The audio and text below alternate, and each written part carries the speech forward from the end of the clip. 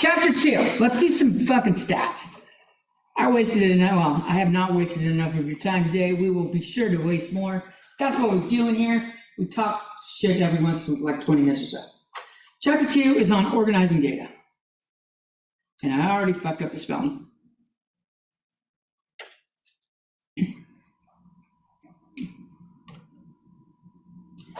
And 2.1 is on frequency and relative frequency.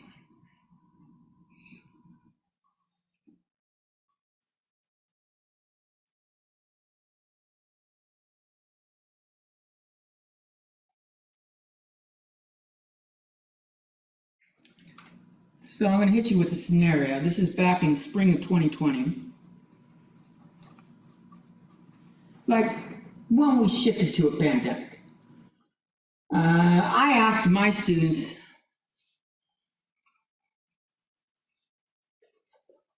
because this was not official statistics work. It was just for me, so I didn't care if it was biased. I just asked my students, what time of day do you do your best work?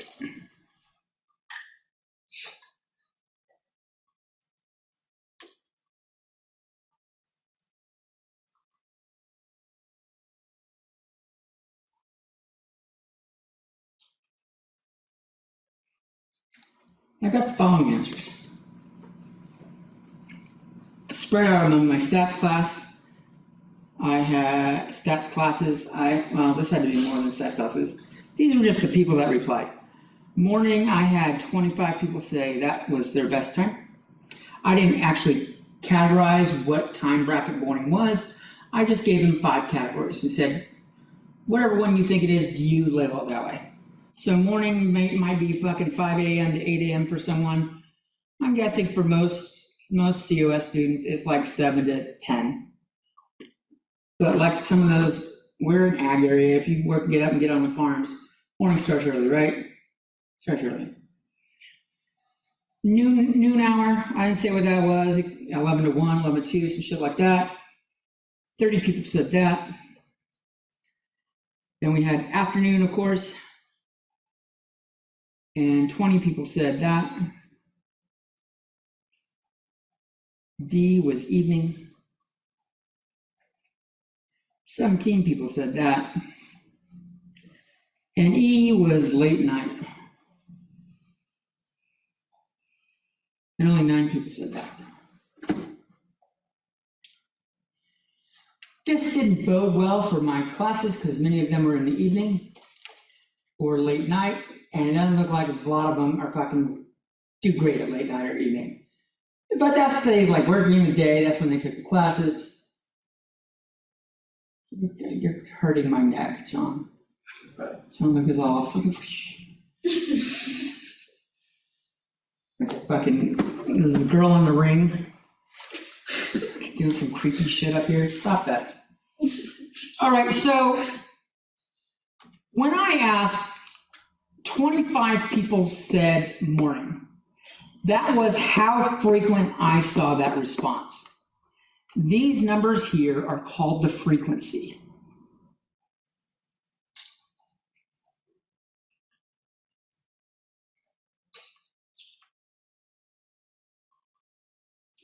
It's the number of times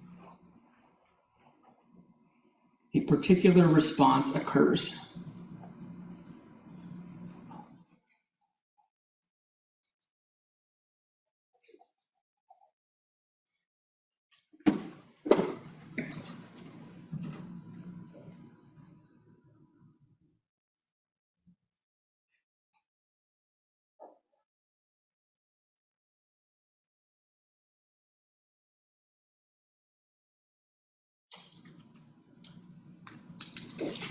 Now, if you add all these up, you will see that this adds up to 101 people total.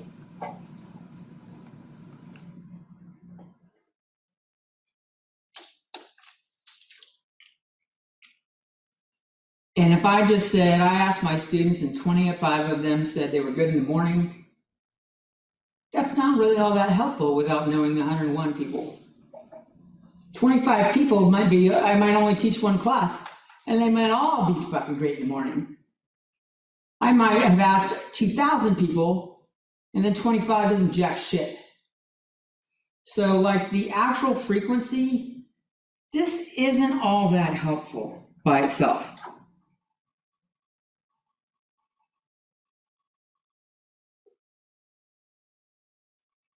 And thus we get what we're doing on the next page, which will be the relative frequency.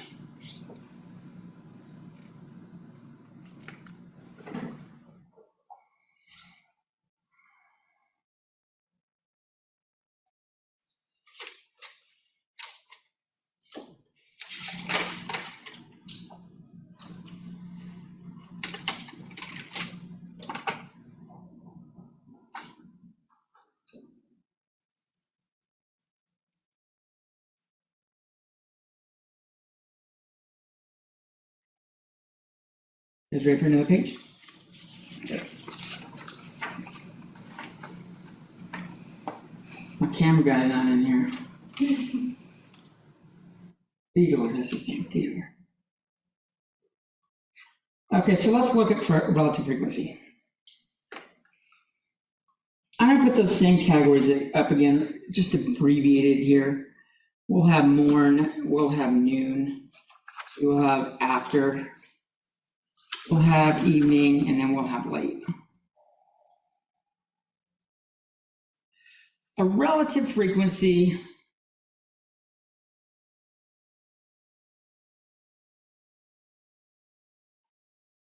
is how often is an outcome occurring relative to the total number of entries.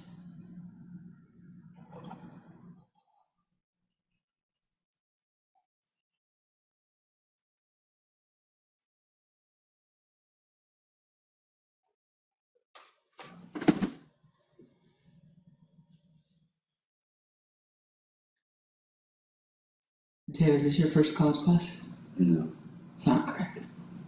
Then your parents know they can't ask me your grade. Mm-hmm.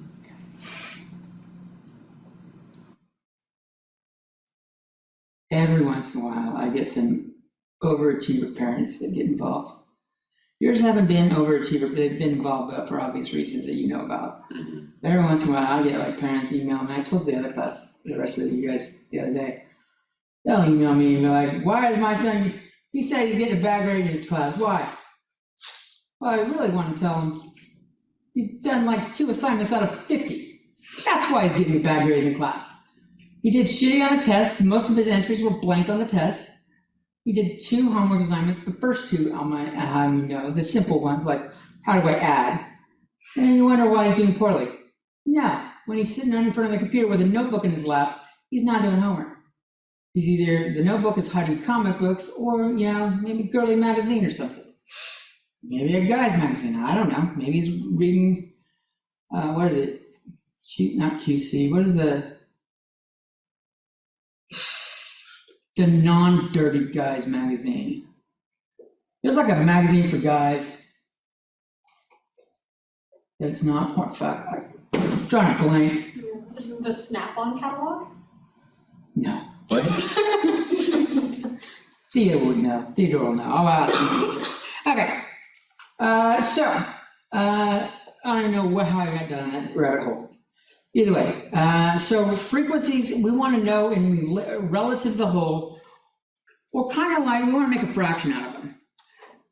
I'm going to say morning, instead of being 25, it's 25 out of the 101 people.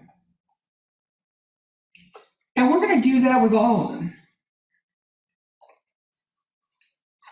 Noon is 30 out of the 101 people.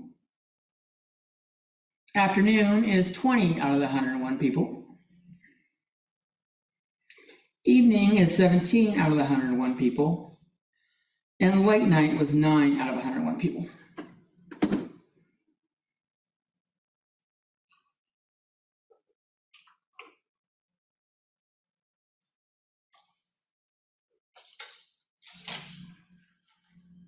And you can convert these to decimals and then percents.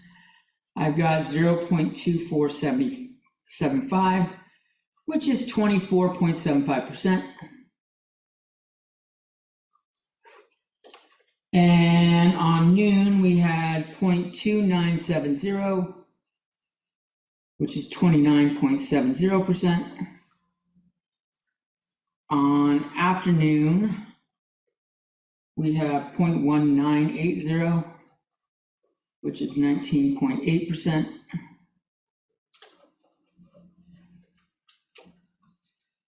For evening, we have 0.1683, which is 16.83%. And finally, late night is 0.891, which is 8.91%.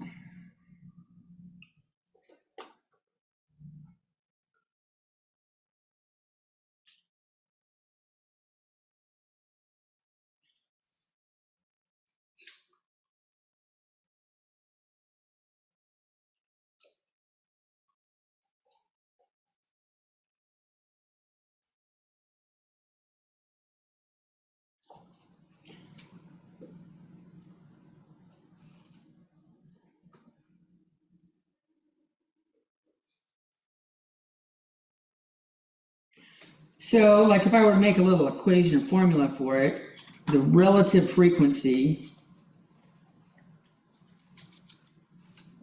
is the frequency over the sample size, which is the total number of people in our sample. You might put big F over little n. The big F is as important. This is going to happen all the time. Sample n, little n means sample size. Capital N in statistics means population size.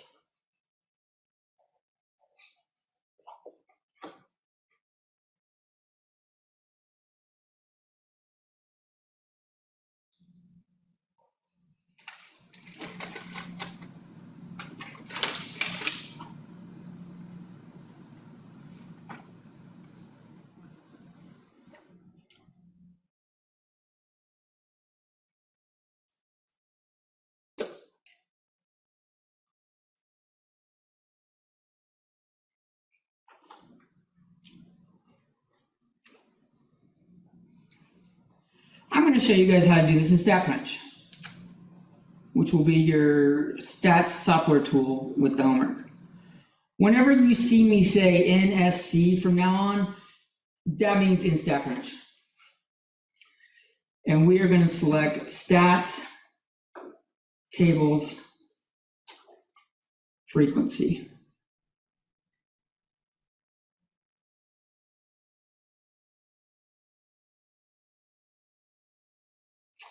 I think relative frequency is on the list as well. And there we go. While you guys are playing.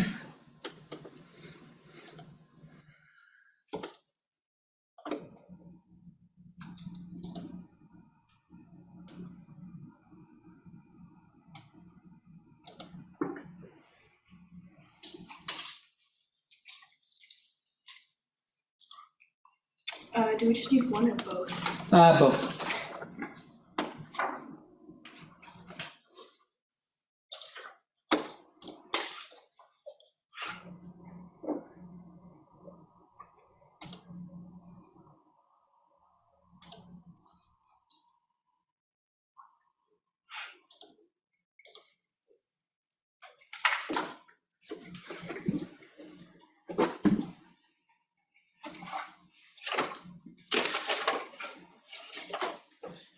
If you grab this, I am doing this right here. Stats, we're doing frequency 2.1. It's just frequency. And it requires you to have data in there because it goes through and adds them for you. So rather than doing something, I will show you a way to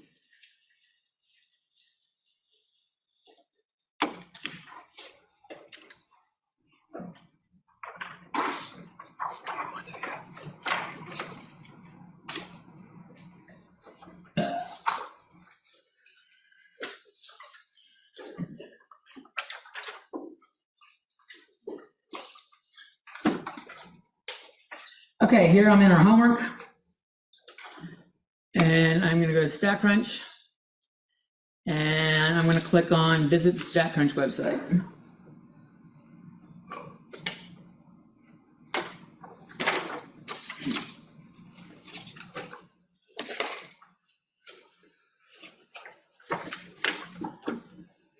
Let's see, how can you get to data? You guys should be able to look at like data sets and pull up a data set to use. If you look for, what's my data set called? If you do like CSI stats project on the search, you might come up with mine. Yeah, there it is. And you can click on it and you could join the group if you wanted to see the data. But I just pulled this up. I asked a bunch of questions to students, height, hair color, stuff like that. And it was a project we did in spring. And so like if I want to look at the relative frequency of the responses, this is hair color right here. Q6 is hair color. I can go stats, tables, frequency. And you get this list to pop up here. You pick the category you want to do. You can pick more than one at once. And you can either pick frequency or relative frequency, or you can highlight and drag and select both. And you can either have it go the value going up, value going down, go in the worksheet order. I'll show you all those in a second. Well, let's just go with the basic one right now. And it tells me the count. There was 213 entries. 12 people said they had dark hair. This would not be hair because people would not say 100% tan or 110. This might have been what color pants or what color shirt you were wearing. So maybe that might have been it. That seems more likely. It's probably pants. Most people don't have tan shirts either. It's like khakis are tan. This is probably what color pants do you normally wear? So dark pants, some light pants, other tan. And it gives me the number of the frequency of the responses. 10 and light were overwhelmingly the most common. And then the relative frequency, if I divided each of these by 213, I would get these values over here on the right. So if you have all your data in a table, you can just tell StatCrunch to do it real quick. And it was doing stats, tables, frequency. You can highlight more than one column. You can, if you click on one, you can scroll down to the next one you want, or if you want like gender, shoe, and height. I clicked once on gender, then I let go of everything, and then I hold down the shift key and I click on height and it chooses those. So the shift key will choose everything in between. If I only want to do a couple, I can do gender. If I hold down the control key and click another, it will only do those. I strongly recommend you let go of the control key. If you do, you will end up probably doing this eventually. You'll want several things on the summary stats when we do it. I am holding down the control key right now, and if I like scroll the mouse wheel down to try to go down the list, it zooms out. So instead I can let go of the controls key, then scroll down, then click again. If I do value descending, it does, what was it basing it off of? Let's go back to,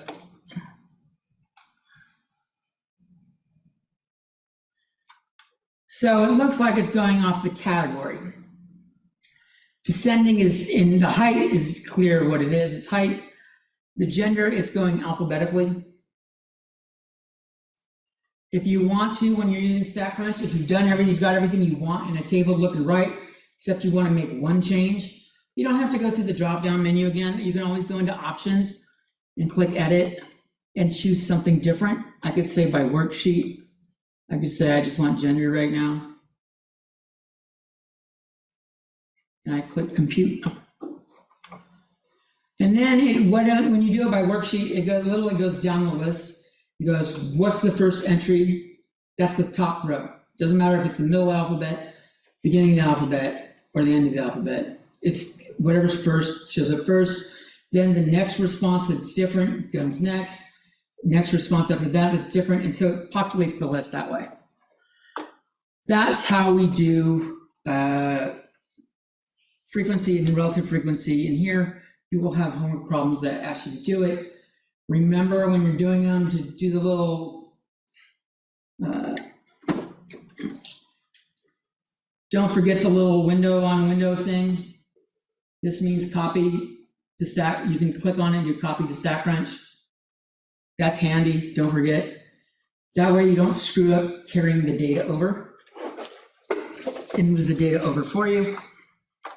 And it saves you a lot of time.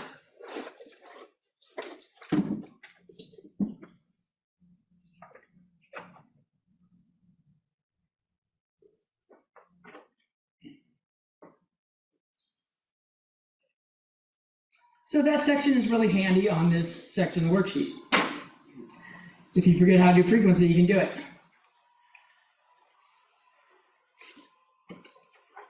On this worksheet, I don't know that you're going to need class midpoint for the homework. I hope not. I better go through and check the chapter 2 assignments. Midpoint's a pain in the ass. They only have it for stupid stuff, stupid graphs. You can see that the relative frequency formula on here is what I wrote also down here. It says frequency over the sum of all frequencies. That should be the total in your group, so it's the same thing. And more of that stuff will show up later. Any questions so far?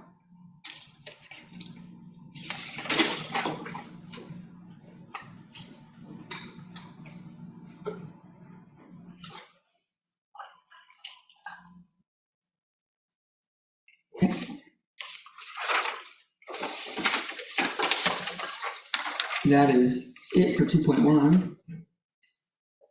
2.2 is, we're looking at some graphs.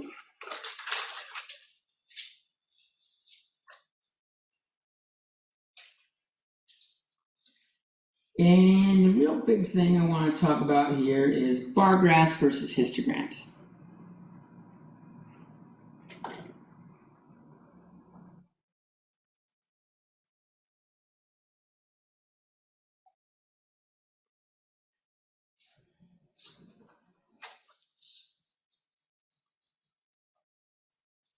Histograms is where it's like, They look very similar. they like have like the,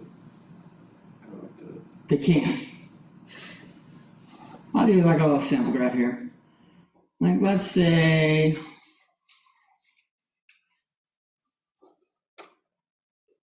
this is my 30 plus students. Like, let's say this is the age of students in class. In all my classes. I could have 30 plus there, maybe that's a short one. I could have, my young ones are like, this is my 18 to 21 category. Maybe this is 22 to 30, 22 to 25.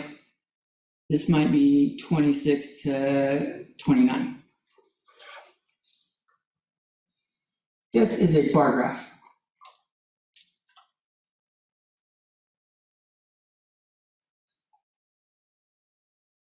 And of course, we have different values over here. You know, what they're each one's worth. How much is each column? Histogram for this very thing, same thing, is going to look like this.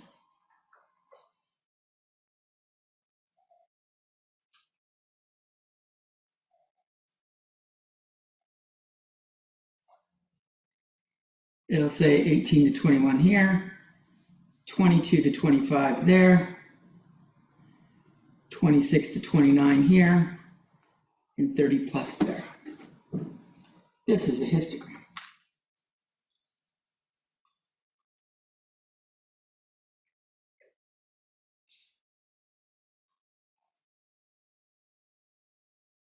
So histogram is more organized than the bar graph. Yeah, we'll make a little table what the differences are. Usually this is the count on the left or the frequency. Count or frequency is what's on the left.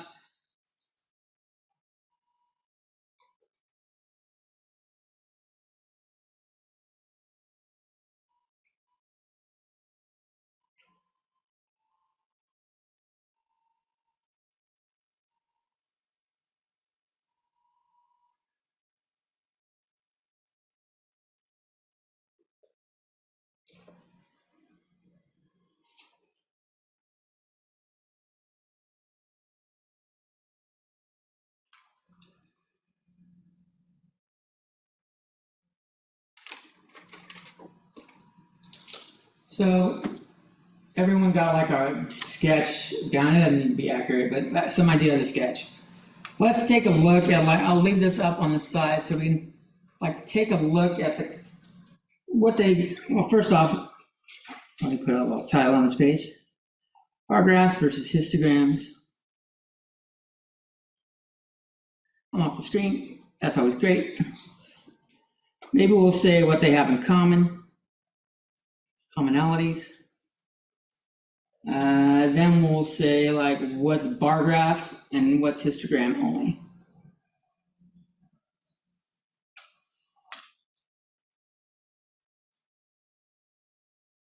Probably gonna need a longer list.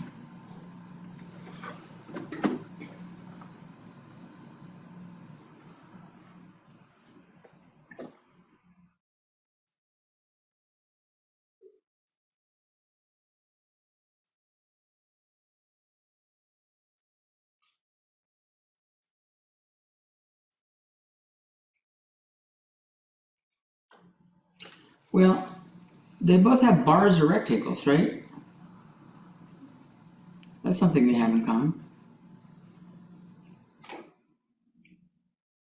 And age. They both like count age.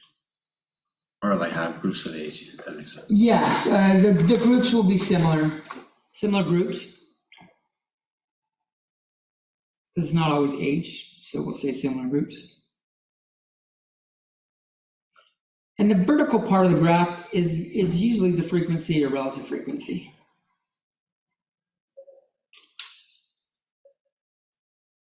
And we'll look at doing this in StatCrunch in a little bit, and you'll see the difference.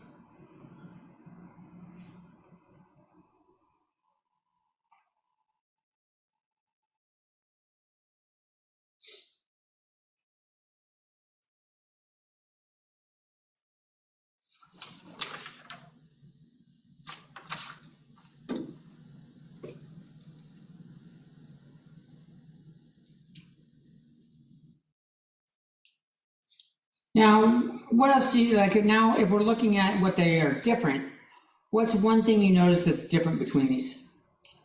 Instagram is connected and has more, I guess, Like consistency. they're connected, like how? Like the bars are touching? Yes. That's fair. Bars are touching. And a bar graph, they don't touch.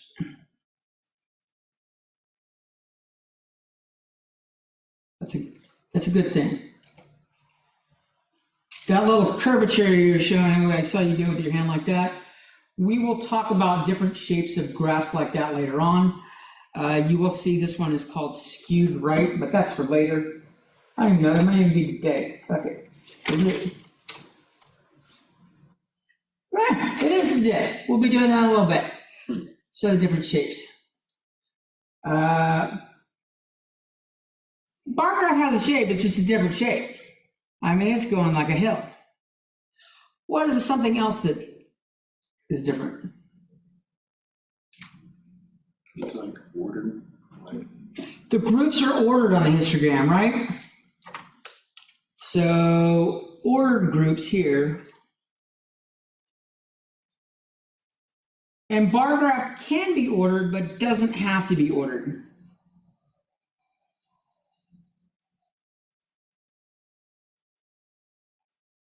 That's an excellent observation. Those are probably the only two that'll jump out at you, because the way the graphs I chose. others that show up on the list. Histograms, groups always need to be numerical.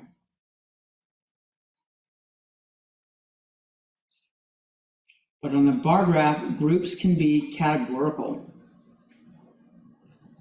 Or qualitative is the word we used on Thursday. So like we could have done a bar graph for hair color, eye color.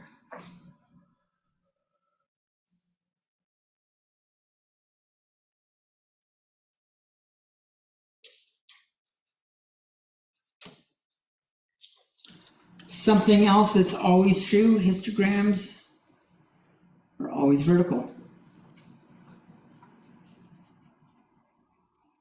Whereas bar graphs can go sideways. Go left to right.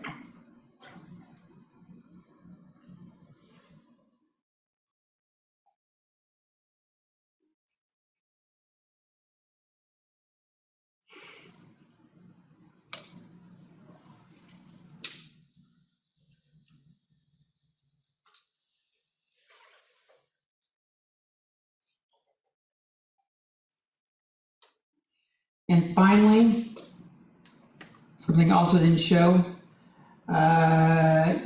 for the bar graph, you can have multiple data sets on the same graph.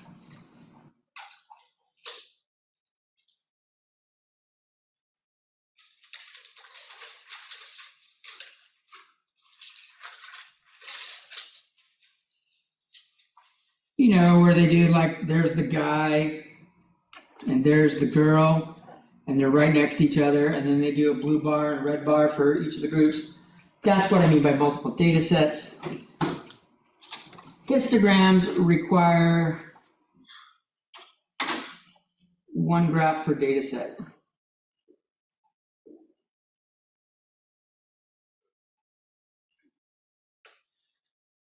GQ, that's what it's fucking called.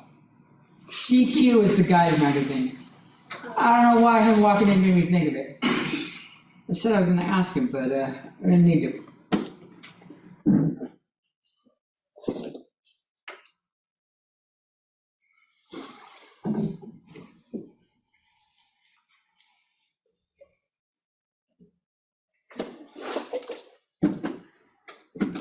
Do you want to play catch up with the pictures?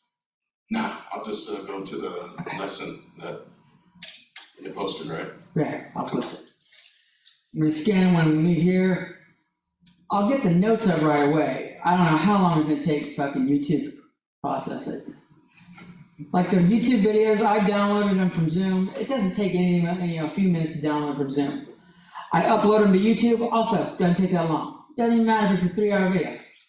Takes like 5 or 6 minutes. YouTube processing time. It's at 120 fucking minutes. I'm like, God damn, I'm not sitting here watching this shit. Went in, played Zelda for a while. It wasn't 2 hours when it came back out. It was several hours later. But it was like a lot of hours.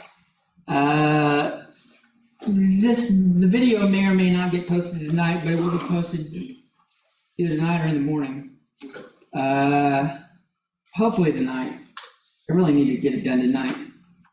Yeah, that's cool. Just so it stays consistent. If anything, I'll post a link to the Zoom video so you can go into the Zoom video directly for students that didn't make it. Ideally, you're making it. Let me show you some on StatCrunch, working with this stuff. And I'm gonna show you some other stuff with it that goes with it.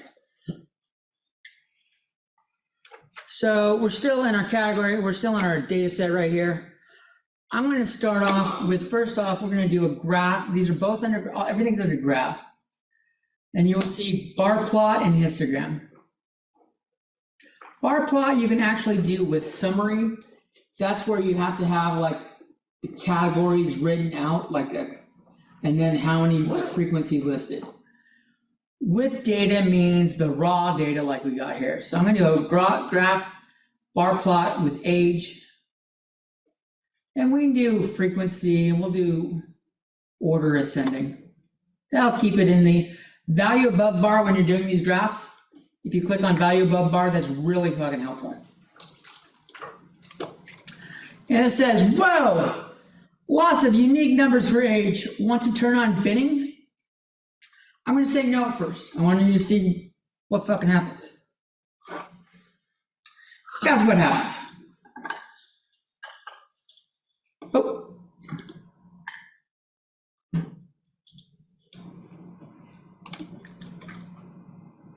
For every single individual age answer, it shows how many people said it.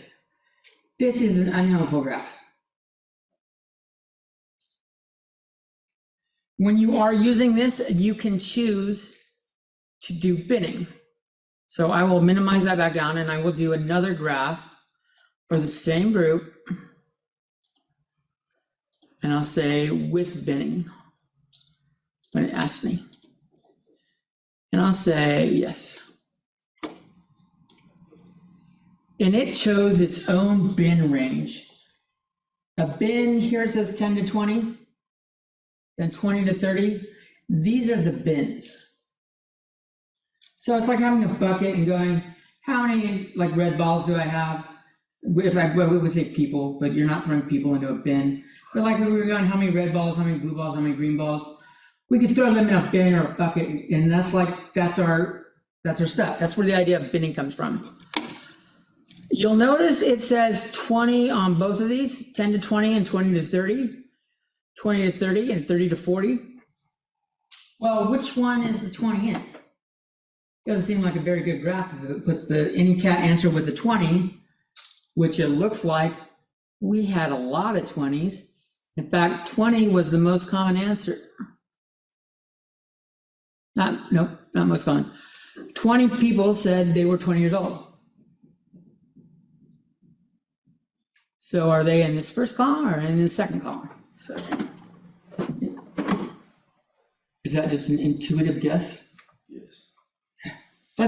Let's write out what's going on here. So I just did the graph. So in SC, we did graph and then bar plots. This is also where you'll see the histogram. You can see pie charts. You can see stem and leaf. Those are pretty cool. But let's talk about the binning. Binning on the age that we just showed. It had 10 to 20, 20 to 30, 30 to 40, and it kept going up.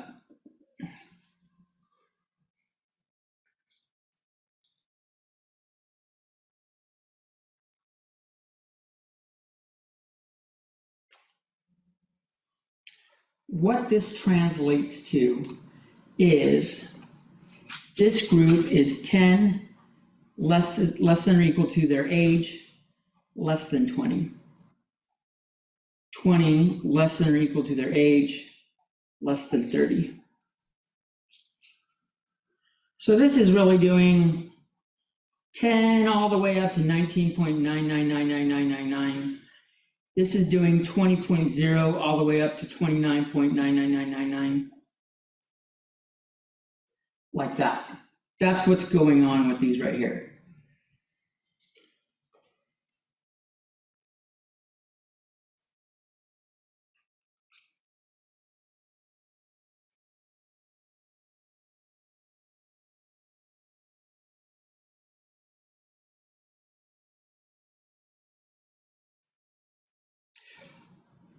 So the way they showed up a couple different ways, or the homework might have a couple different ways. This is what it means. These numbers on the left are called the lower class limits.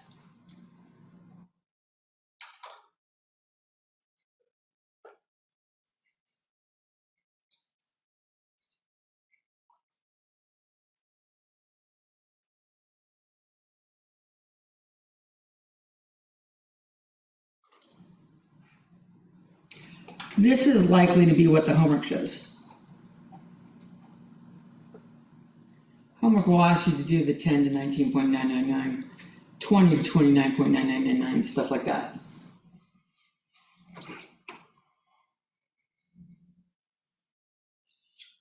The number on the right is called the upper class limits.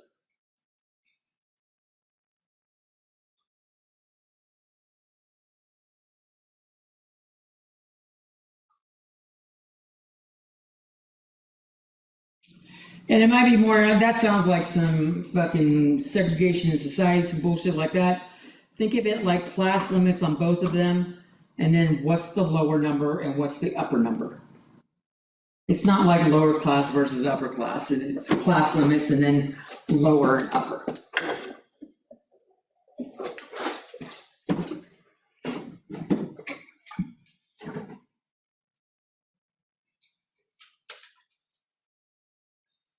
So numbers on the boundary.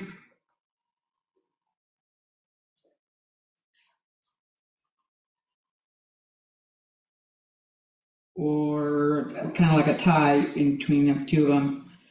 Go in the one with the lower, go in the lower class one.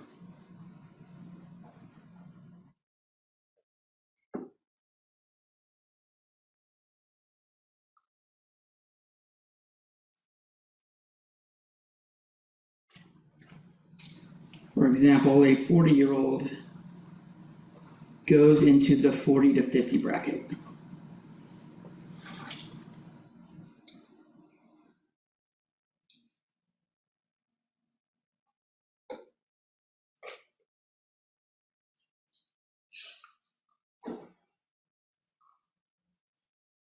Let's see, we got Theodore, Sarah. You had the great one. It was, what? It's like Scotland. It's like Scotland. Scotland. And Gianluca, Kira. I know Matteo now. Fuck, you never speak. What's your name? Brenda. Brenda, okay. Where's Home Slice? Andrew, where's Andrew? Where's Jazz? McDonald's. Is he working at McDonald's? Does he work at McDonald's? Yeah. Do you talk to him outside of class? Mm. Tell Jazz I said what's up. Okay. I remember his name. It's Jazz. Start fucking naming you all after Transformers. That'd be fucking great. I gotta do that one of these semesters. That'd be great.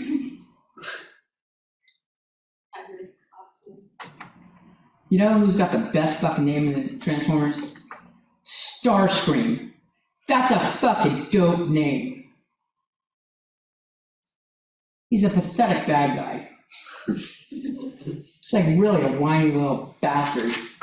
But, and he's fucking quick to betray. Sniveling little backstabbing bastard. But, best name in the fucking show. Starscream? Starscream, that's just a dope name. Optimus Prime. No, everyone likes that because he's the leader. No, That's not the best name. take away the name for Transformers. It's like Optimus Prime. It's like that commands respect in and of its own. Yeah, but Starscream sounds like they would kick Optimus Prime's ass. Like you unleash the power of a fucking star. What tops that, Something that's prime. Oh, right? You would never, ever, if you saw the name Bumblebee versus Starscream, go, Bumblebee's gonna win. And Bumblebee should never win in that fight. The only reason he wins is because it's Transformers. A fucking jet is always gonna beat a fucking Volkswagen Beetle every goddamn day. Wait, he's not always a Volkswagen Beetle. I do like the Camaro upgrade. That's fucking slick. But either way, a jet's gonna kick a fucking car's ass all goddamn day. It can fly. It can fucking, all sorts of, the car can't get to him. Yeah, all right. Back to some math. Where was, I was giving you time to finish to write that came out fucking awkward. I was giving you guys time to finish writing, and so I started yammering. Okay, some other things I wanted to show, because it's called, there's some terminology to learn here. We have interval notation. This is other ways some of this shit will show up. Like we said, 10 to 20, This was in the homework, this is 10.0 to 19.9. And I said in math, this is 10 is less than or equal to X, or the age less than 20. Interval notation does this. It says 10, bracket 10, comma 20.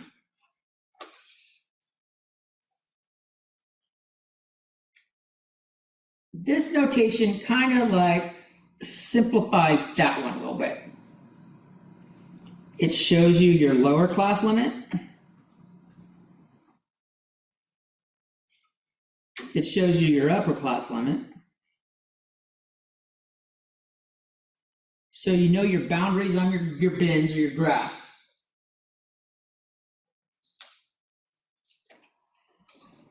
The bracket says include this number.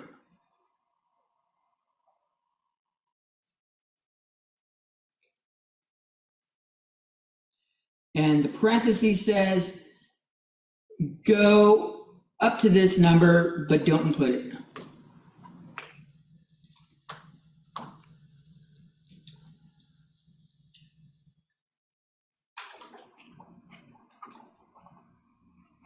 It's a great notation. Not really. The bracket's cool. The parentheses is not so cool. Like in algebra, you can do parentheses on both ends or brackets on both ends. It's a mix or match whether or not you're including those end values, those limits. In algebra though, if they're both parentheses where you're not including them, it looks like a coordinate for a graph, as you'll see later on when we're doing graphs. So like, it's all right, but it can be lame first.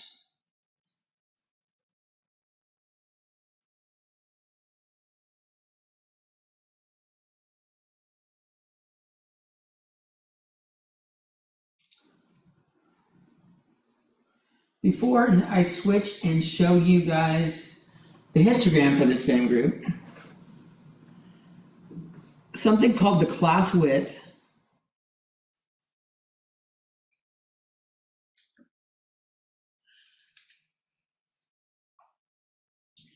is the difference between consecutive lower class limits.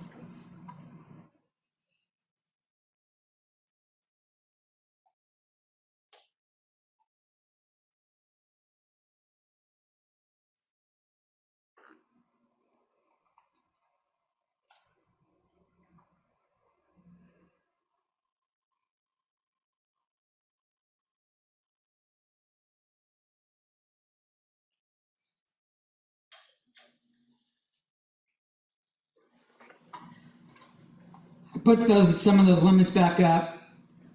It doesn't matter if I do these two and go 20 minus 10. Doesn't matter if I do these two and go 30 minus 20. Difference, as a reminder, is subtract. It doesn't matter if I do these two and do 40 minus 30. Class width is 10.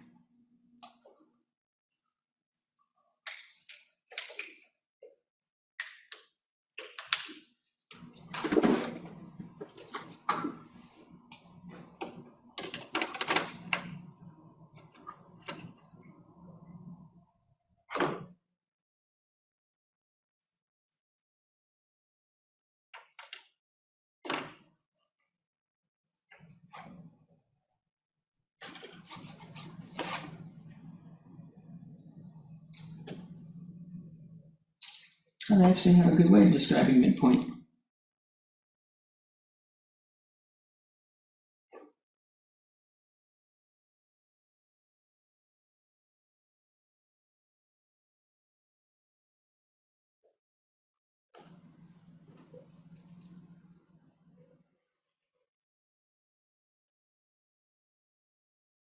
Is class width 10 because it goes by every 10 numbers or what? Yeah. Okay. So if this was, I'll do another example in a second where you see a different, in fact, we'll probably, when I do the histogram, We'll set our own bin weights and I'll show you the difference. There's a couple ways if you need to do the midpoints. The midpoint is like, what's the halfway mark in each bin?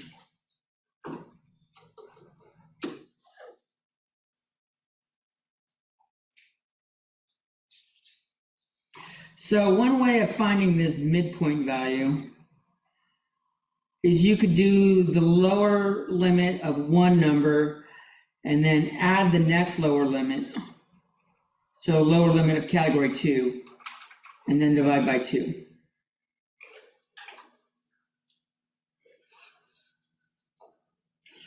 That actually ends up being, gets kind of tedious if you're doing all of them. For example, here, for the 10 to 20 bar, 10 plus 20 over 2 is 15.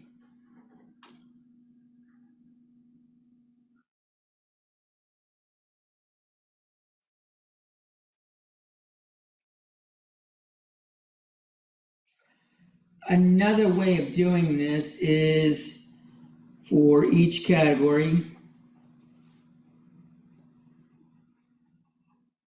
it's the lower limit. Lower limit, I'll put as LL. I do this a lot now. Lower limit plus 1/2 the class width.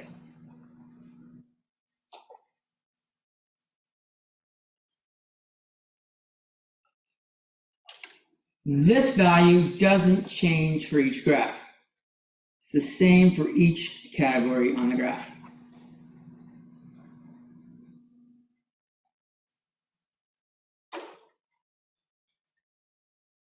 So once you calculate it once, all you gotta do is just add it to the lower limits. This is 5.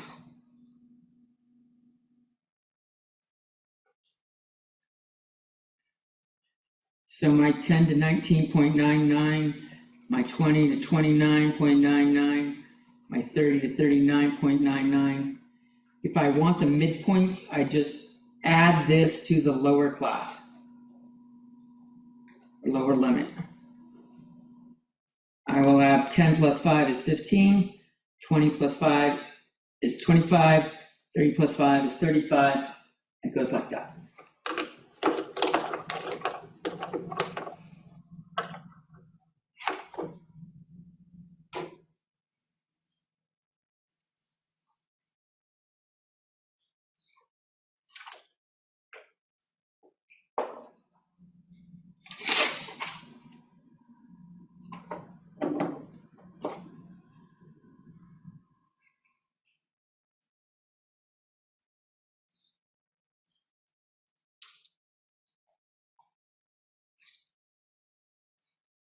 I can't believe no one calls you John. This seems like such an obvious fucking nickname. Like even from your parents, do your parents not even call you John? Did they say the full John? No, they say the full fucking name. What's your middle name? Man. Like I ain't telling you that shit. Fuck off, Jones.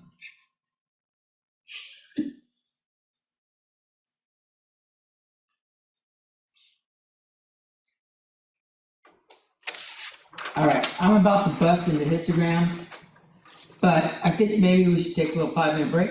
So if you gotta go to the bathroom and get a water, we're like halfway done with chapter 2. Chapter 2 is a quick one. And I'd rather get you like get time knocking out, getting these homework assignments done when you can.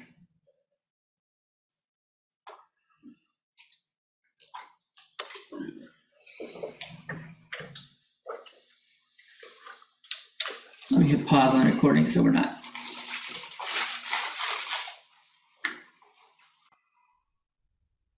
All right, so let's take a look at how this looks as a histogram.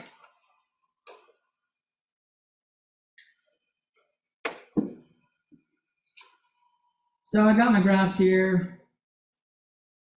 I'm gonna look at them later. I'm gonna go graph, and I'm gonna click on histogram. And I was doing H. If I want to make the histogram look like the other histogram, notice let's see, does it do the binning? It did binning for me automatically. I don't want the binning done automatically for me. In fact, it might be worth showing in a second though.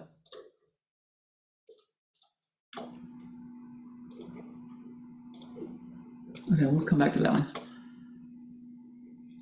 If I want to make sure it looks like the other one, I can tell it the starting number. The starting number on this graph was 10. So I can say start at 10. And I can give it the same class width, which we calculated as 10. And now these two look similar, except the bars aren't touching. Right? Wait, what did you do? This is a histogram, and this is a bar graph. Oh, okay. The nice thing about histograms is I can give it any width I want and any starting point I want. There's no fucking 10-year-olds in any of my classes. I think the lowest one we had, this showed like everybody, the lowest one was a 14. I had one fucking 14, I don't even know what class I had a 14-year-old in. It's fucking crazy. I bet their parents were gonna be pissed listening to, you fucking cusses in class with my 14-year-old? Don't send him to college. All right. I can change it to say starting at 14. And I can say, well, maybe I want to do widths of 4. Not 14, 4. Like every 4 years. This is my new histogram. Notice when I put the cursor over it, my cursor's right here. I put the cursor over it. It says that bracket 14, 18. It's doing 14-year-olds up to 18-year-olds, but not including 18-year-olds.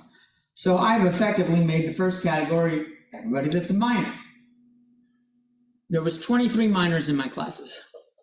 Next category is 18 to 22, not including 22-year-olds.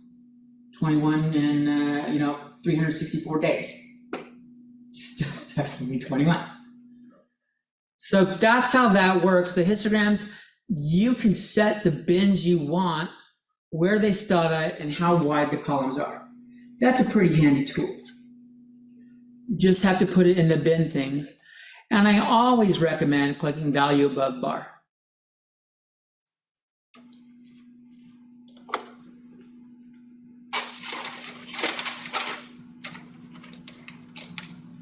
Any questions on that?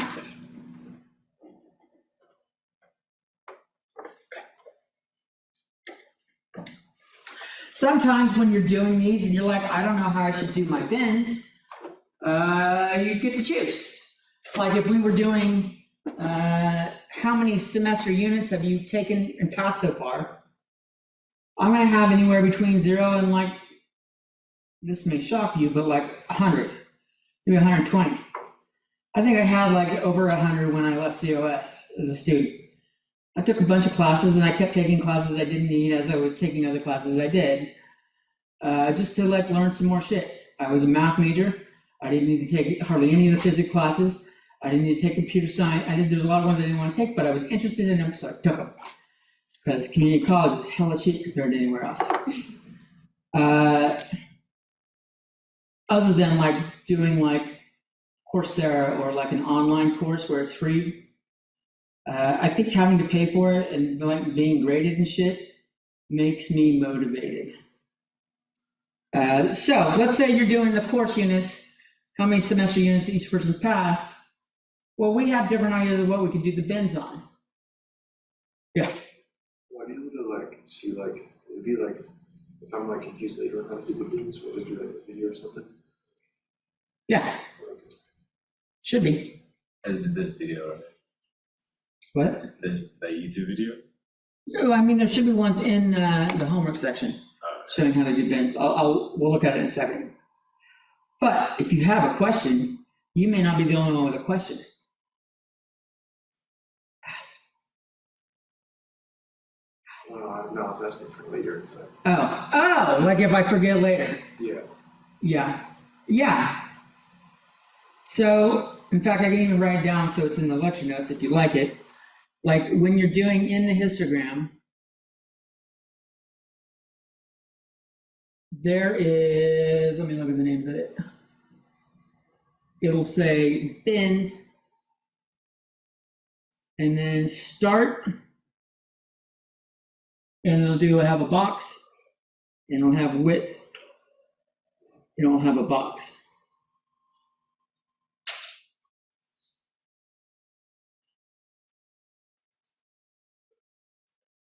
This data set we had up here started at 10 years old. And width is class width. And we calculated that as 10 the way it was done. So the way the homework did it was, or the way StackCrunch did it on the bar graph is they did 10 and 10. That was the bar graph.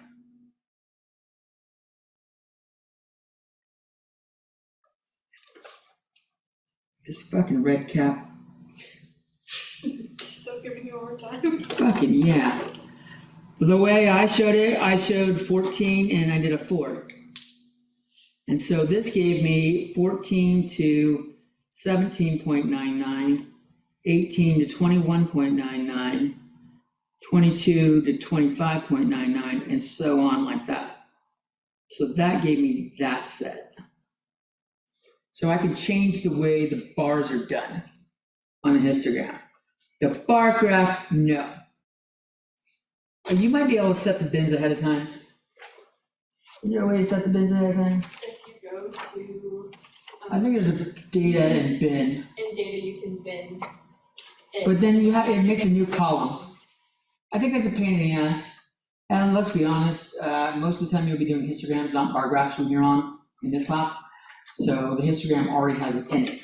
But yeah, and how the hell do you know that? She's like, I was fucking playing around with this shit. I like graphs. Didn't you know that, Jones?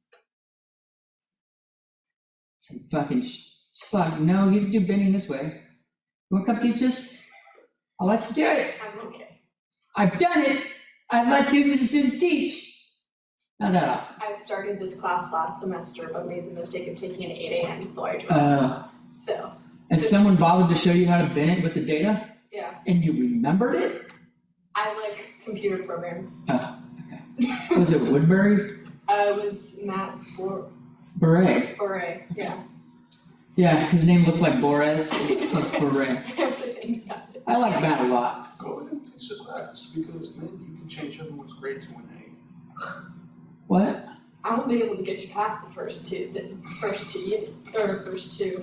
A. No, if she's teaching the classes, you can give everyone Oh, no, I'm not gonna give you access to the grade book. But she's a teacher. No, teach the class, not like grade the class. I've had it happen. One semester, I had a student that wanted to, ask if I think they even got paid for it. Well, I'm not sure now that I think about it. She wanted to be a teacher, I'm sure she did. And wanted to like sit in and help on my algebra class. This is like one of my first years. And so she was going through it and she like asked, can I see the notes that you're gonna be doing ahead of time each time? I'm like, sure. And I sent her all the notes that I was doing. I said, if you want, when we're like doing like the review at the end, or if you wanna do it sometime before, I'll let you lead the entire thing. And you could sit, she wanted to be a teacher. I'm like, you can get some practice and see what it's like. And then if you do like make a mistake, I'll like tell you on the down low, like not throw you under the bus. She was like a helper after all. If she was a student, I'd totally throw her under the bus. Yeah. Yeah. And so she did it. She did the final exam review for a couple hours. It's pretty cool. I normally don't do that. Does it say bending in here? It does not. So you have to know ahead of time. Yeah, I'll show, I'm not even gonna show it to you. It's not worth showing you to. It's too fucking confusing for what you're gonna use it for. You're not gonna, this is like not a long-term program for you to use in general. So, does that kind of help clear up? That way, if you need more later, it's there. You can always see the printout rather than having to watch the video. Let's go onward. This is 2.3 on other graphs.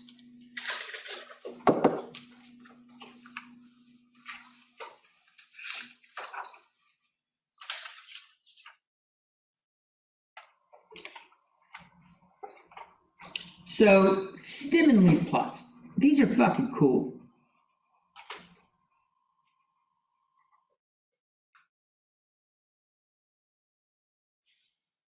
I'll put some numbers up and we'll put them in order because it'll help. Let's say I got 18, 18, 18, 19, 19, 20, 23, 29, 29, 30, 30, 31, 35.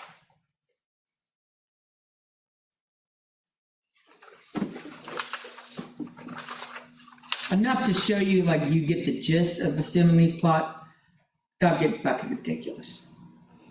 We'll show you ridiculous on StatCrunch in a second when I show you how to do this.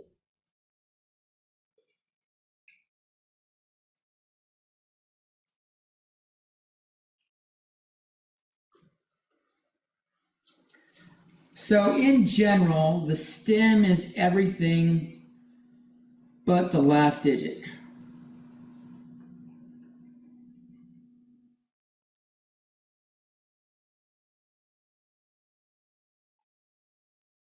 In general.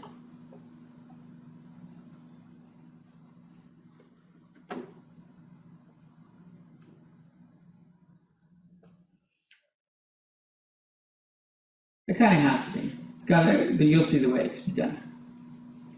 And the leaves are the last digits.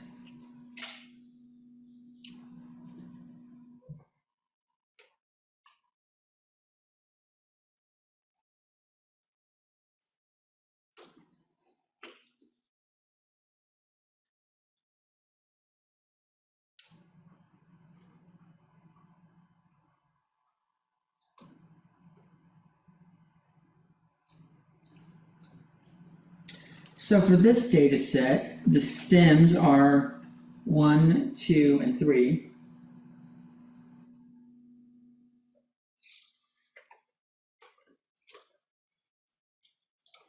I'm pretty sure they use a colon.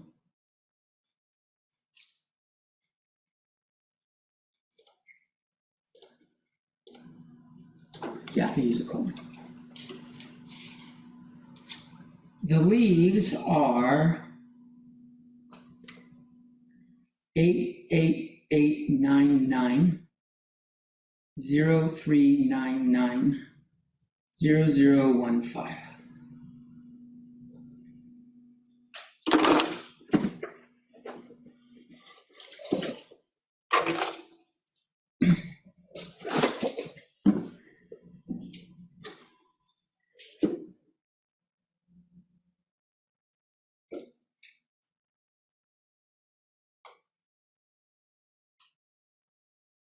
Oh, makes sense. You guys see what's happening here? Yeah. We're just listing the last digits, every single occurrence we show it. So I can look at this graph and I can get summary information out of it pretty quick. There are 5 numbers that start with 1. And 4 numbers that start with 2 and 3.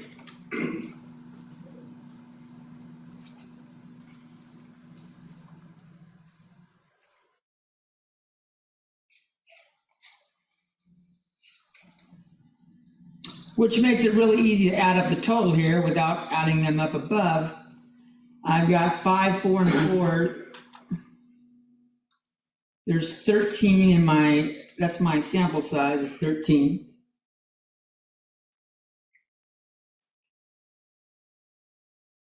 So I can see right away where like the heavy categories are. Like if this was age for students, as you'll see in a little bit, this first 2 categories are gonna be really big. And then like later categories, when we start talking about students that are older up, there's a lot less.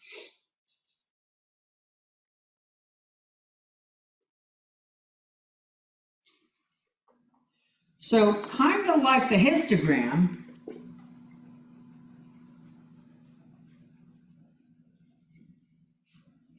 this bundles the data together.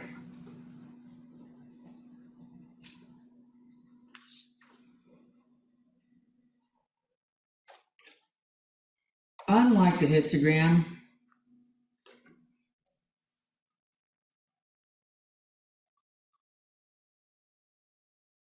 you still have the data.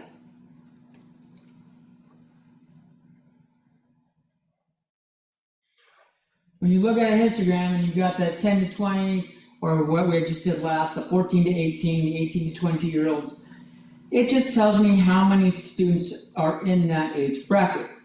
It doesn't tell me how many were 14 versus how many are 17.99.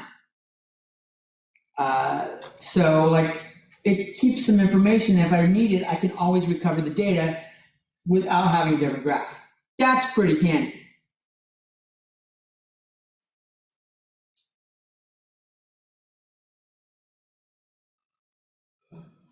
This can also, unlike histograms, it can keep data continuous.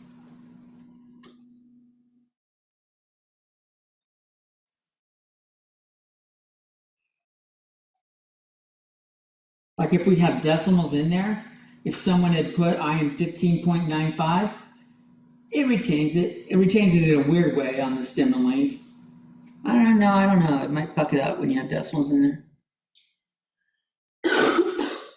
I'll have to explore that later.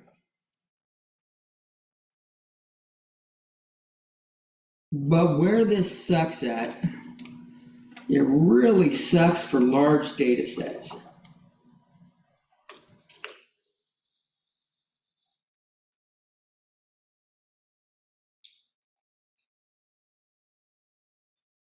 As I'll show you in a second.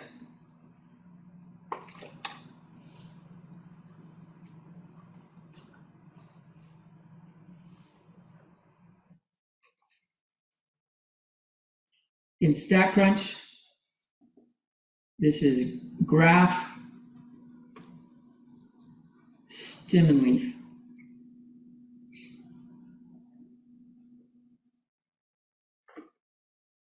As much as I think it's cool because it keeps the data, I don't ever use it, and most people don't use it. Now, it is a handy way, like if you were doing a paper and you wanted to like share your information, you could like show the histogram. And then for like categories like this, you could show a stem and leaf plot so that the people that are reading your paper can immediately pull out your entire fucking data set on that category. And it's just a little tiny table without having this big ass data set. So, yeah, it's a nice, well, yeah, they don't need that entire data set, they have what it has. Let's go take a look at this in StatCrunch. Is everyone ready? Done right? Tails pin's still going, let me give him a second. I know you got this shit written down even before I read it, didn't you? That's right. Yeah, I'm good.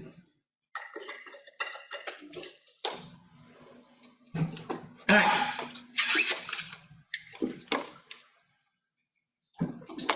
Let's show you doing it. Graph, stem and leaf.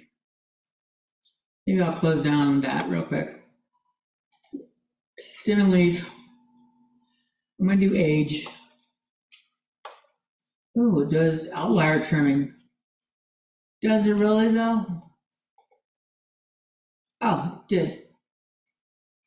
It trimmed, the high one that it trimmed was the 79-year-old. So if you look here, it's got a 1 and then a 1. And in the first row, it puts a fucking 4. If that's it. In the next row, look at this shit. Look how many fucking 8s and 9s there are. 7s. Do you know how hard it's gonna be to count how many 19-year-olds are right there? Have you ever tried to see how many, like, if you've got a big number in a row, there's a bunch of zeros in a row, and you're trying to keep track of that shit, you almost have to fucking cross them off. Because if you don't, you immediately fuck it up while you're counting. As soon as you get like 5 zeros, then you're like, fuck, did I do two at once? Did I skip one? I gotta fucking start again. This would take me forever to count these up. Like if I almost, and I don't even know that I can do it one at a time. Oh, there I go. A 1, a 2, a 3. And then as I see the blue move, I'll know I did it. That's a 4. But what if I went too quick and fucking pulled 2? This is rough. And there's a lot of data. You end up with a lot of duplicate numbers and it gets a little unruly. What they did here is they did 0 to 4 in the top row and 5 to 9 in the bottom row, which makes sense for some of the other rows like the 20s. The 20s are right here. There's a lot of 20-year-olds and there's less 21s and it breaks down a little bit better. The 3 has the same thing. It's broken into 2 rows. So the splitting it into 0 to 4 and 5 to 9 works well for like a lot of stuff. But do you see how it gets a little unruly here? Like this row right here is, if I needed how many 18-year-olds and then how many 19-year-olds, I'm kind of fucked. But it does keep the data. I really need it. It does kind of see if you like turn this on its side, it shows you like columns sideways, right? Well, I guess that's not a column anymore, it's like a row. Like the length of the row is the equivalent of like the height of the column on the histogram. So you can get an idea of which regions are larger than others. But the more numbers they get, the more they break this stuff down. If there's like 100 numbers, it might be 10, 0, and 10 and 11 are one group, and then like 12 and 13 in the next group. It gets a little unmanageable. But that's how you do it, stem and leaf. Okay?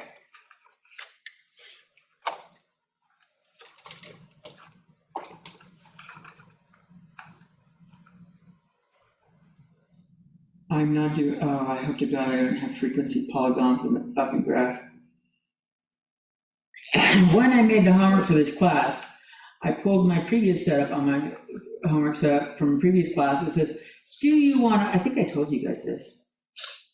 Do you want to upgrade? And I said, well, no, it didn't give me a choice. I had to upgrade to the newest edition, which is fine. And then it fucked me when I was giving the names. And maybe like regenerate all the homework. It might have done the polygons. If it does the polygons on chapter 2, 2.3, I will give full credit on those problems. They're not worth doing. You know those graphs that are really fucking annoying? They happen.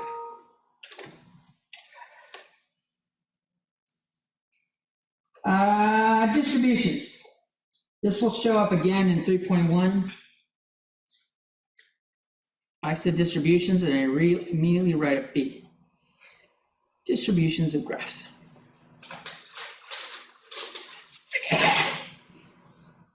And this is where we get to Kira's hand wavy shit and John Lucas hand wavy stuff.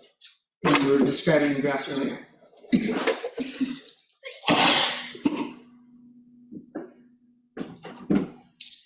There are 4 major graph categories.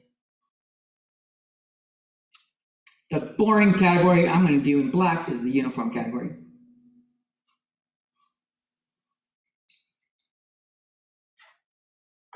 This is for graphs where each group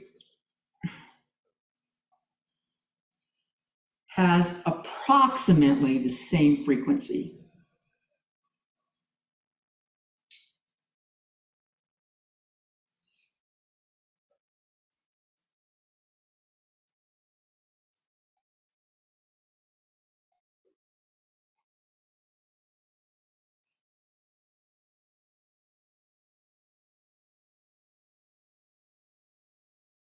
I'm going to give a quick little sketch so you can get an idea.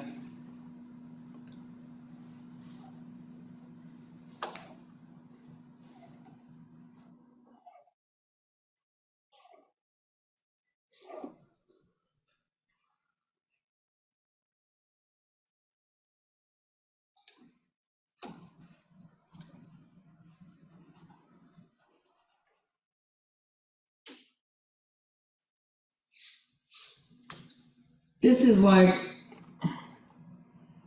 if I roll a 6-sided die.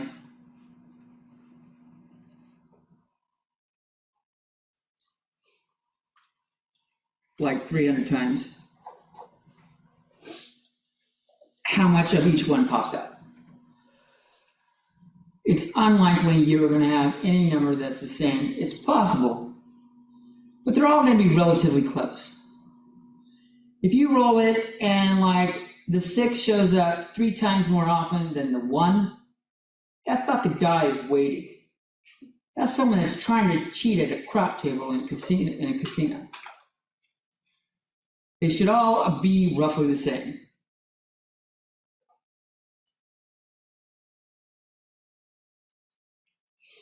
Here I wrote 3 as the smallest, but the next 300 rolls, 3 might be the tallest bar, but they're all roughly the same height. They're the same, they're uniform. That's why we call uniforms what we do, because they all look the same. Like a police uniform, shit like that, they all look the same.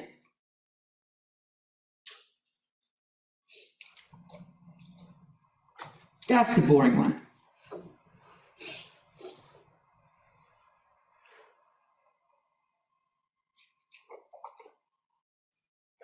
Ready for the next page?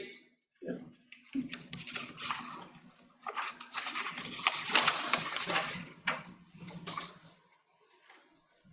The most common one, and what we will be working with exclusively, like fucking chapter 9 onward, is the bell-shaped distribution.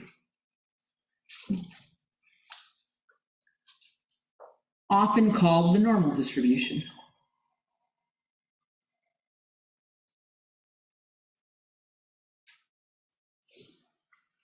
And I'll draw a little graph here with some boxes in black, and I'll show it like the bell shape.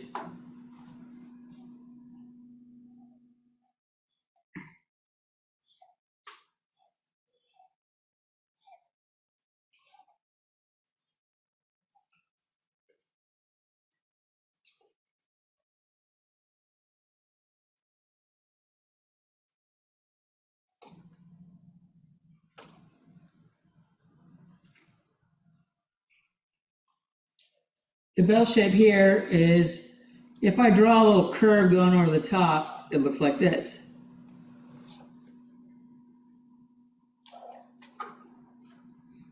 If I put a little fucking ringer in it, the bell clapper, what they're called, the clapper on a bell? If I put a clapper in it, it looks like a bell. That's the name bell-shaped. Notice not every row has to reach it, or every column has to reach it. This column here didn't go all the way up, but the general shape of the entire graph is in fact curved like a bell. There's a big hump in the middle, and then as you go to either edge or either tail, these are called the tails over here. Left tail and the right tail. The tails are about the same size.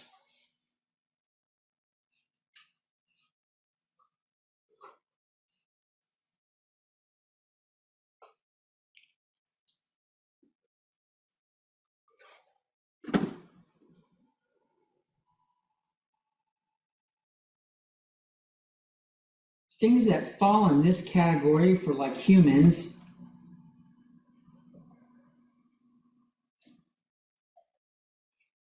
height tends to fall in this category. Weight tends to fall in this category. IQ. Nah, fuck, shoe size does.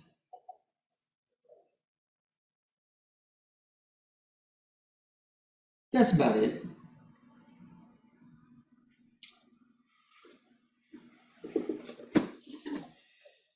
And we will talk about some of these terms more in chapter 3, but for the bell-shaped distribution, what we call the center or middle of the graph, or it is equal to the mean, or it's the median, and it's often the mode. but maybe not the mode. Definitely mean and median.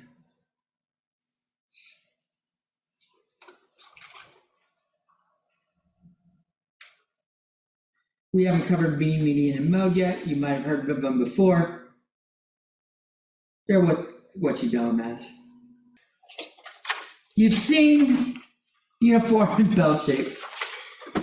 There might be, maybe I should add out like the last 20 minutes. Anybody watching this and fast forward is gonna go, I start talking about fucking pies.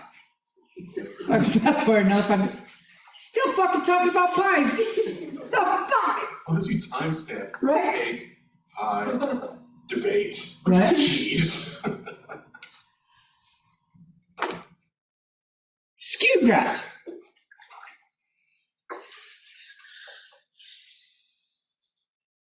So I'm gonna draw the graphs.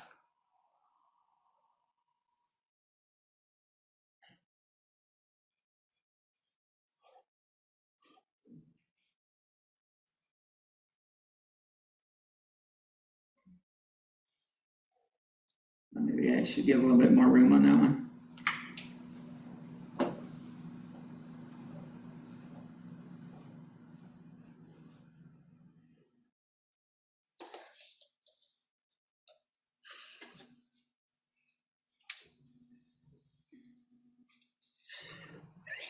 These are both skewed graphs. They have different names.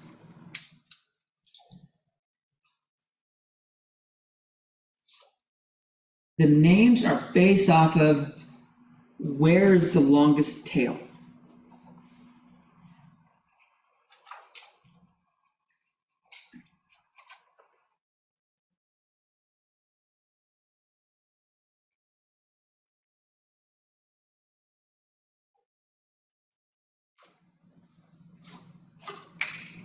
So like the tail where the hump is in the graph, which side is like, there's a whole bunch of boxes on it. This is a skewed right graph.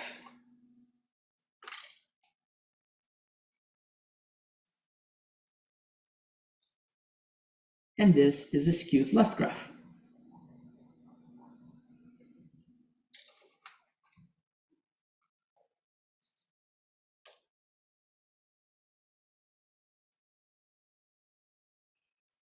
Common graphs in this category are income. Let's see, housing prices.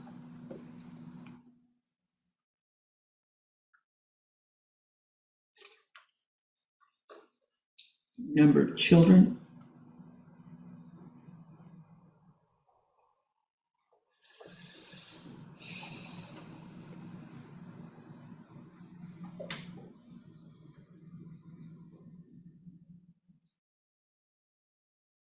If you look at, like, did income in, like, I bet even by cellular work, there's fucking ritzy places in this town.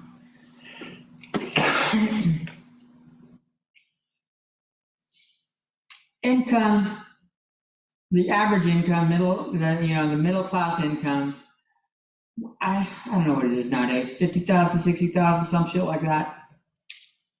There are people that do make less than it. There are families that, are surviving off 20,000. You usually have some assistance, either from relatives or like food stamps or welfare, where they need to get by. Then there's those motherfuckers that make like 500,000. Like, if you were going like the width of these things, and like this is like 15 to 30,000, and this is 30 to 45,000, and this is 45 to 6,000. Fucking Steve Jobs is way over here. He's off the fucking paper. Steve Jobs is way off the paper. So when you have those like things like that, where there's some values that are really, really, really large, most families that have children, well, even if they don't, 0, 1, 2 are the most common. There's several families that have 3. You will meet families that have like fucking 9 or more. They're not that common, but it goes that way. The tail is longer over here. Longer tail. From roughly the center. or the heap of the data.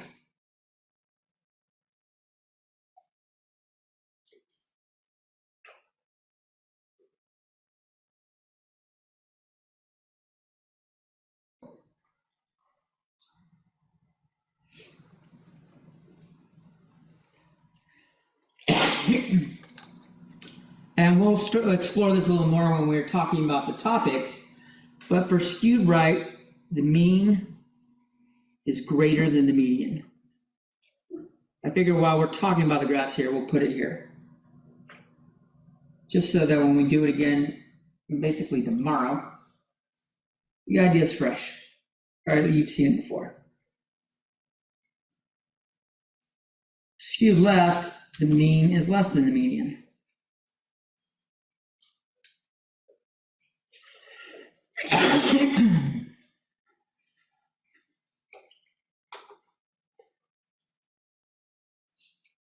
Skewed left has some weird categories, and they're not always good. GPA at graduation.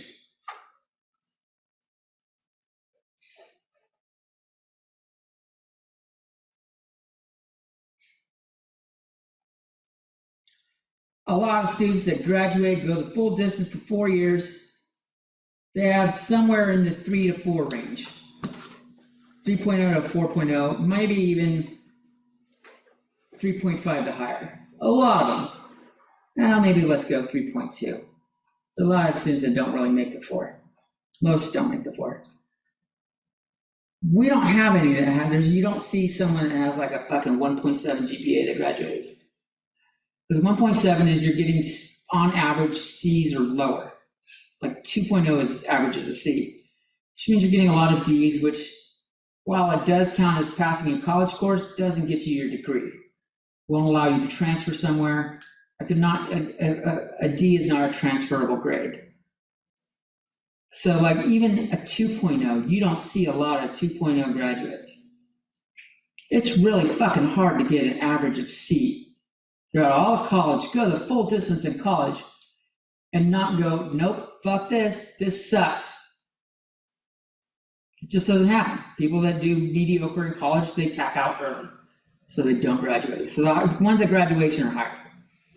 Another one that's skewed left is age at death.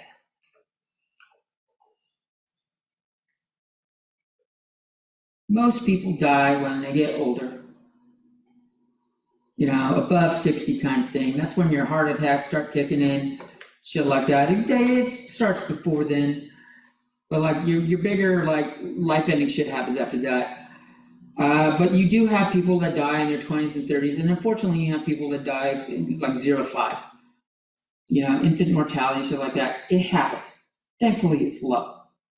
It kind of sucks to, you know, have a kid and then lose it. I can't imagine how rough that is.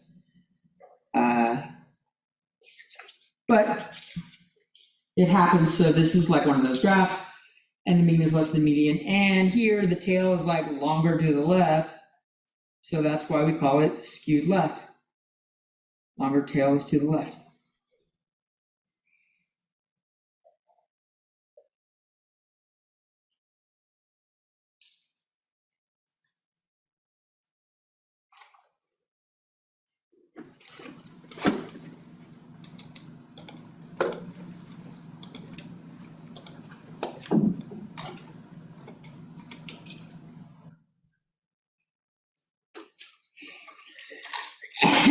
That's really what you need to know for 2.3. I'll have to look through the homework and see if there's dot plots and shit like that. Those are boring too.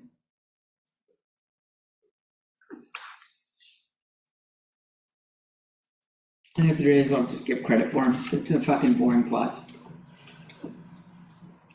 The dot plot is kind of like this, the stem and leaf plot where you have more dots for things that show up more common. But you don't really keep the data, you just put a dot there. And rather than making like writing 88888999999, it's just fucking dots for all of them. So it's kind of like a bar graph, but without a rectangle. Any questions so far? 2.4 is on graphical misrepresentations. And so like, I'm gonna reference lecture notes that are online. And I'm gonna put them up on the screen and we're gonna talk about them. But it's kind of hard to like write shit.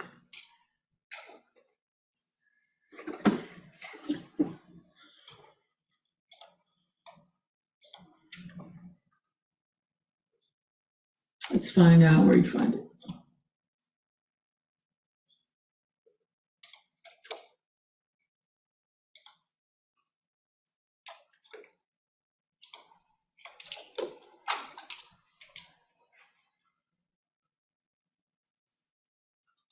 Now, if you're in Canvas, in our course in Canvas, and you click on Files on the left,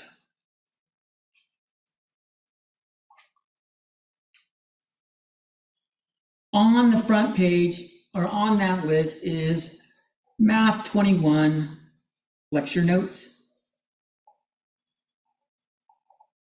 .in class, and then it's a docx file. That's what I'm gonna look at, just to show you guys some stuff if you wanna look at it later. I will reference it near the end of the semester because they got a lot of word problems that we can use to motivate the material a little bit easier.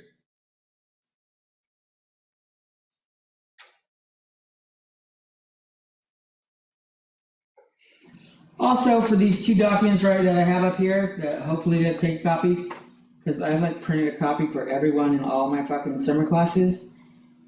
And like, you guys are the class that has like the highest percentage of students to show up. And there's fucking 8 of you right now. And that's the highest percent. Like this morning I had fucking 4 people at a 7 a.m. class. It's got like over 20 people in it. 4 of them showed up. So what happens to the people that just don't show up? Do you just drop them? Nope. I take roll on the first day and you can still do the shit on your own. But you're doing it, you gotta show up for the test and you gotta do all the homework on your own. It's just a lot harder. I mean, there's videos up. I have videos up from previous semesters. I load these videos up, but they take time. But let's be honest, you can't ask questions. Watching them at home sucks. Because like any interaction, you're like any of the fun shit we talk about, like pies and cakes, superheroes the other day, fucking shit like that. Boring as hell to watch people do it on a video. That shit's gonna be so boring if I leave that in there. Like 20 minutes of like, oh my God, he's still fucking doing it. But if you're in class, you're like, I'm entertained. I'm actually having a good time. Who would have guessed? Well, Mateo's like, fucking shut up, Jones. That's boring me, dude. All right. You're supposed to say no. That's not what's happening. I gave you your chance. You done fucked up. Loved it and I didn't dunk it.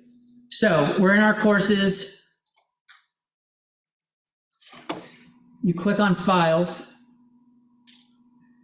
And you can scroll down to Math 21 lecture notes.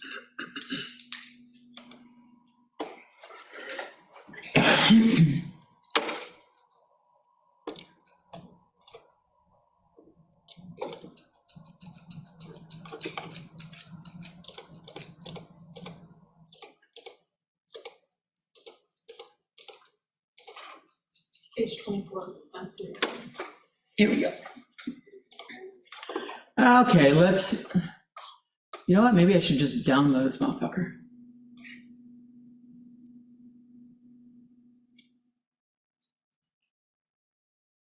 Because then I'll have an easier time enhancing the size. Let's do that. There we go. That'll work much better.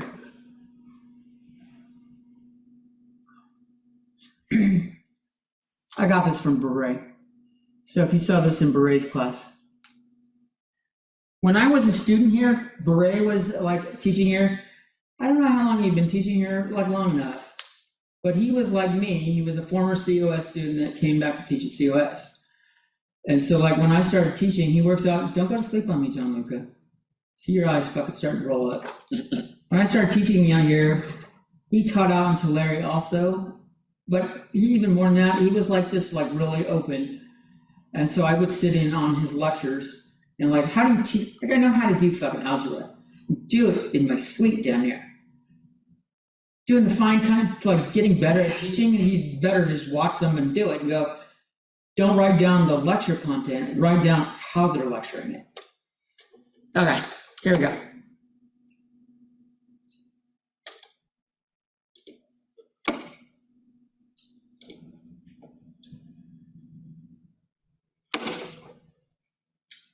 And okay, let's blow this shit up. View. I don't need the navigation. Let's go 200%. I guess I do need the navigation because they fucking moved it. Click there, yeah, I'll be there. Okay, so now I got a big graph on the screen. So the data is on the right. We can see it. This graph is showing the years 1950, 1960, 1970. They're showing every 10 years, and they're looking at the average life expectancy for that time frame. 68.2, 69.7, 70.8, 73.7, 75.4, and 77. Now, when we look at the graph,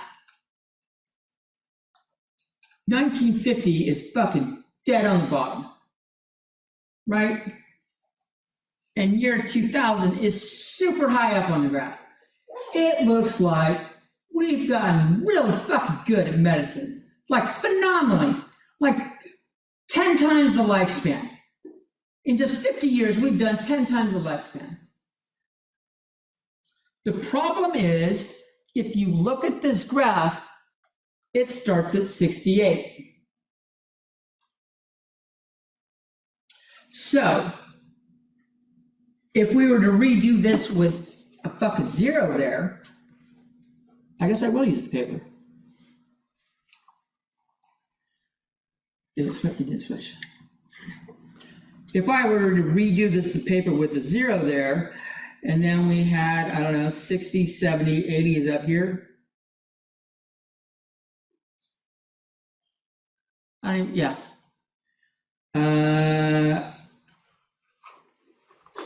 So 1950, 1960, 70, 80, 90, and then 2000. Like 68 is like right there, 68.2, 69.7 isn't much higher, 70.8 really isn't much higher, 73.7, there's a decent jump there, there's like 3 years jump there.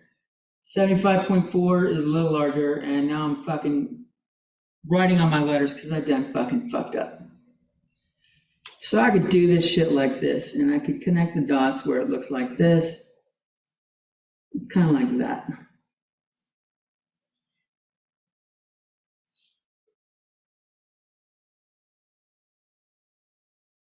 Here, we actually see the growth. We see the relative growth.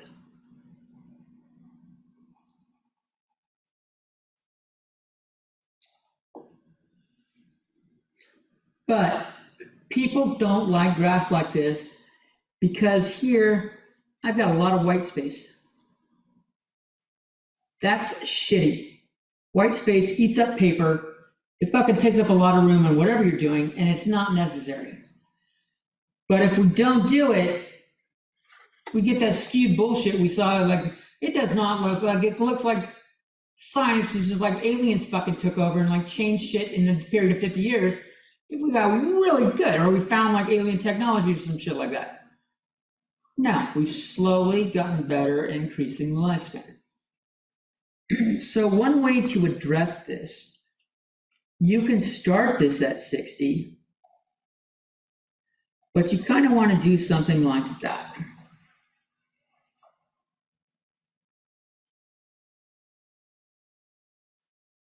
And assuming I've done a straight line here, you see a little lightning bolt there. When you see it on like a professional graph, this stands out. You put a little wiggle on the axis when you like skew it. It draws the eyes. So now your graph may look like it's still like the one in the other picture, but there's something calling people's attention to the fact that it doesn't start at 0. It still makes it look a little fucking shady to me, like we saw how bad it looks skewed. But it works. It helps. It's something you can do.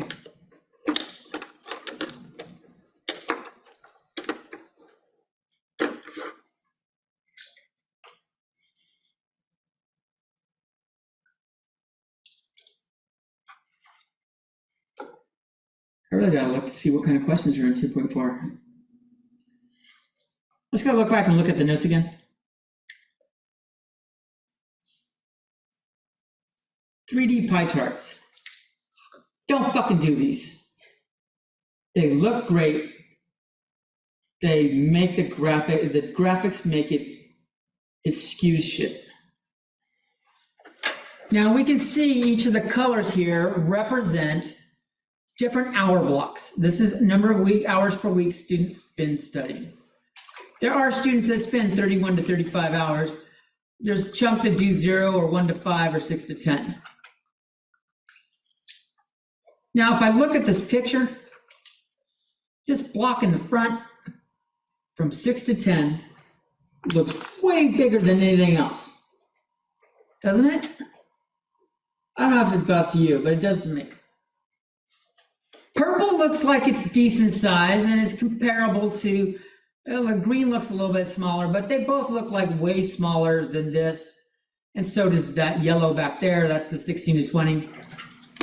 If we come over and look at the relative frequency though, this green, this 1 to 5 is 13%. This is 25%. So it is a lot bigger. But the purple is 23%. The purple's 23%, while this fucking disgusting puke beige up front is 25%. Do you think if I had a pie circle or a pie chart where it was normally oriented, you'd have an easy time distinguishing between like large percentages where the only difference is 2%? Not by eye. 25% might be the only reason that you do, because a lot of us can spot a quarter of a circle. But if it was like 24% and 26% where it looks slightly off, you wouldn't notice the 2% difference. Here it looks drastic. So don't use 3D graphs. If you want a pie chart, use a regular pie chart. You still get all the same information. It doesn't have the snazzy effect of looking like super duper, like, ooh, it's 3D, but it keeps shit real. The 16 and the 20 in the back is 18%. That's about 3/4 the size of the 25%. Still a lot. It's not like, it might be noticeable, but that yellow back there looks way fucking smaller.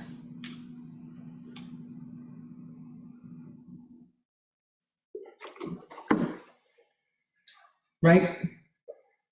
What else do we got in this section? I got that graph, we got that graph to look at. That's kind of it for 2.4. That's kind of it for chapter 2. Do you guys have any questions?